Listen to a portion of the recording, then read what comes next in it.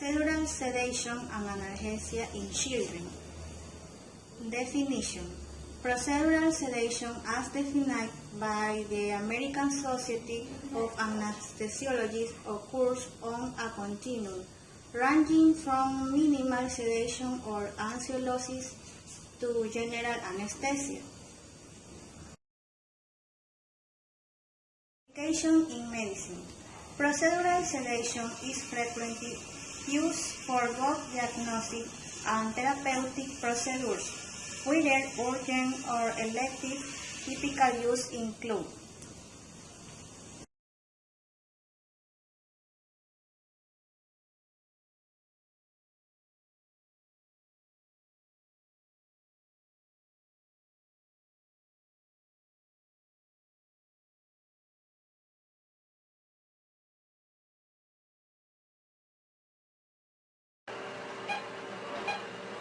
How are you doing, sweetie?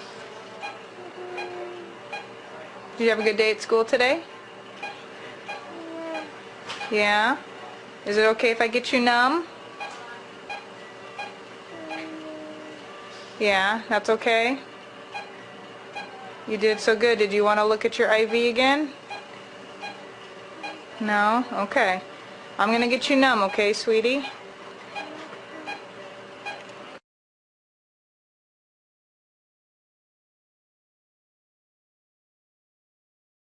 What did you ask me?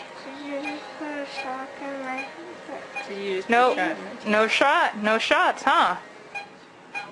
We just rubbed in your numbing gel for you. Oh, it's scratching the needle. Oh, that was me squeezing your lip a little bit with my fingers. You did great, though. How you feeling? Tired. Yeah?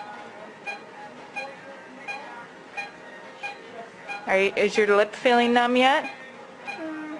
Yeah? Does it feel numb here? Feel funny? Taste gross? Oh, yeah. You want me to rinse you out more? Okay, I'll rinse you out.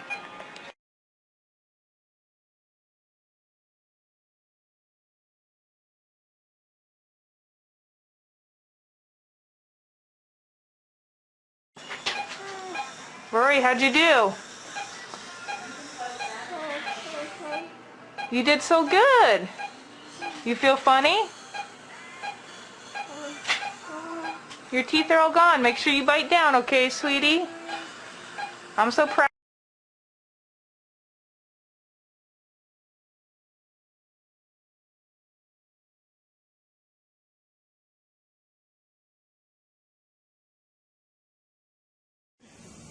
Application in medicine. Diagnostic imaging. Fracture, reduction or dislocation. Wound care and repair of a laceration. Incision and drainage of an abscess. Lumbar puncture. Bone marrow aspiration and biopsy. Placement of a central venous catheter. Gastrointestinal endoscopy.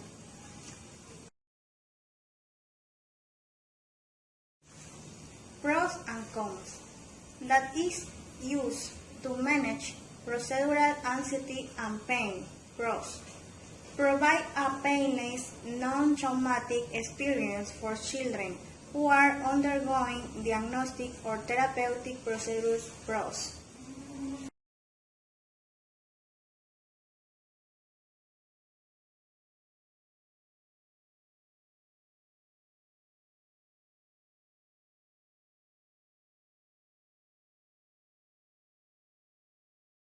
Procedural sedation, the use of sedative and analgesic agents to relieve pain and anxiety and to control motor activity in patients undergoing diagnostic and therapeutic procedures, has become the standard of care for children and is widely practiced worldwide by a diverse group of specialists in both inpatient and outpatient settings. This video shows the technique of procedural sedation in children, reviewing indications, patient assessment, the use of sedative and analgesic drugs, potential adverse events, recovery, and discharge.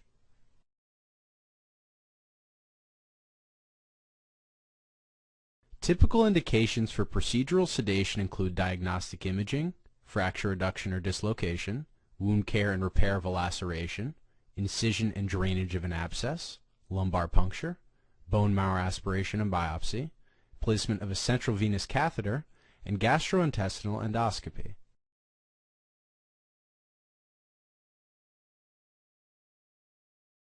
Sedation will at times be contraindicated or inadvisable when the risk for adverse events is high. Carefully evaluate each patient to assess his or her suitability for sedation. Perform a directed history and physical examination to identify factors that may be relative or absolute contraindications to sedation, such as obesity, sleep apnea, allergies to medications, previous problems with sedation or anesthesia, the presence of a difficult or potentially difficult airway, and an active respiratory infection or respiratory disease. Risk assessment should include a general assessment of underlying health such as the 5-point physical status classification system of the American Society of Anesthesiologists. Procedural sedation is often performed only in patients who have been categorized as Class 1, a normal healthy patient, or Class 2, a patient with mild systemic disease, except in urgent or special situations. Assess and document the time at which the patient last ate or drank. For elective procedures, follow established fasting guidelines such as those of the American Academy of Pediatrics. For urgent or emergency procedures, a risk-benefit assessment should be performed. If during assessment you identify a child who is at high risk for adverse events during sedation, postpone the sedation if possible, or consult an anesthesiologist. After completing the pre-sedation assessment, discuss the risks, benefits, limitations of, and alternatives to procedural sedation with the parent or guardian and the patient if capable, and obtain appropriate consent or assent. Before the procedure, children may be distressed.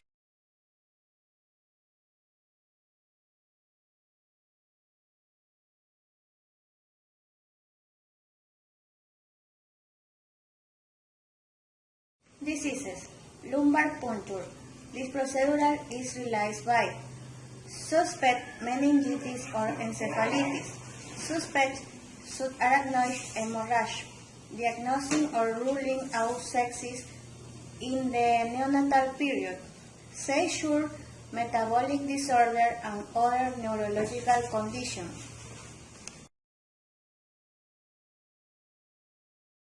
Hello, boys and girls. Dr. Carlo Oger, emergency physician.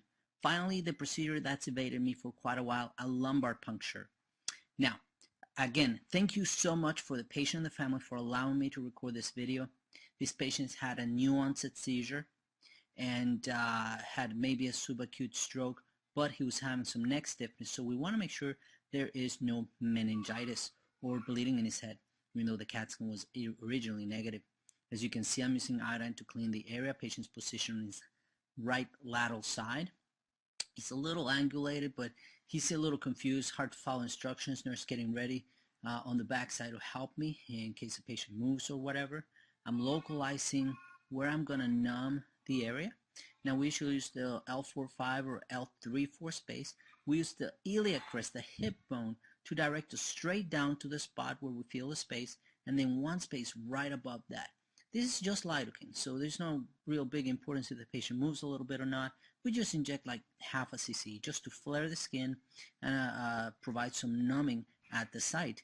Then we go with a bigger needle, longer needle and thicker needle, and then we withdraw to make sure we're not in a vascular space, and we inject. We go deep, pull back, inject. We go a little deeper, pull back, inject, and we go the whole length of that needle. That's at least 2 inches deep, numbing medicine. We use lidocaine 1%, no epinephrine, and we just continued that all the way through. Now this patient was extremely perfect for this case. You could feel the spaces very well. You know exactly where you were going. Here, patient felt some pain, so we stop. We give the medicine some time to work, and then we inject medicine as we come out of that track. The area has been cleansed. This is actually the lumbar puncture needle, the spinal needle, and we use that same space, and we just go perpendicular to the skin, pointing towards the belly button, the navel. And I pull back to see if I'm in that space. I haven't gone deep enough, so I put it back in, and I go in a little further, and there it is, a fluid, clear fluid, what they call a champagne tap. You can see right there the water drop just accumulating spinal fluid should be completely clear, just like water. If it looks turbid or yellow or thick, then we think there's a problem going on. Either they have meningitis or they have a bleeding and so on. Now, this spinal needle is very thin. The advantage of a thin spinal needle is less likely to cause trauma and post-spinal headaches. Obviously, less pain at the site, less likelihood to cause bleeding or problems. Gastrointestinal endoscopy. An upper endoscopy is a test that shows the inside of the upper gastrointestinal GI tract. These include the esophagus, stomach, and duodenum, first part of the small intestine. The doctor can perform a biopsy, take tissue samples, check for problems, or remove objects. The test takes about 15 or 20 minutes. Thank you. Janet, based on the symptoms that you described to me, I think that an upper GI endoscopy should be performed. Could you tell me what that's all about, Dr. Dean? An upper GI endoscopy is an examination of the upper gastrointestinal tract, from your throat down to just past your stomach. This procedure lets your doctor or gastroenterologist see a detailed view of your entire upper digestive tract to correctly diagnose or treat any problems you may be having. The digestive tract is the system in your body that takes in food, absorbs its nutrients, and gets rid of waste. When food enters the upper part of your digestive system, it travels down your esophagus and into your stomach, where acids and digestive juices mix it up and break it down. The food then travels to the duodenum, where it's broken down further and passed into the lower digestive tract. Your doctor will use a long, thin tube called a video endoscope to see inside your upper digestive tract. Various controls allow your doctor to move the scope around curves, showing a complete picture of your upper digestive system. The endoscope has a tiny camera and light on one end that sends pictures back to a video screen.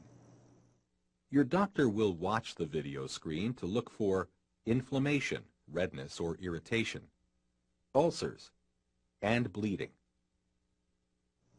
If your doctor sees any of these abnormalities, he can use tools passed through the end of the scope to repair damage or take tissue samples. There are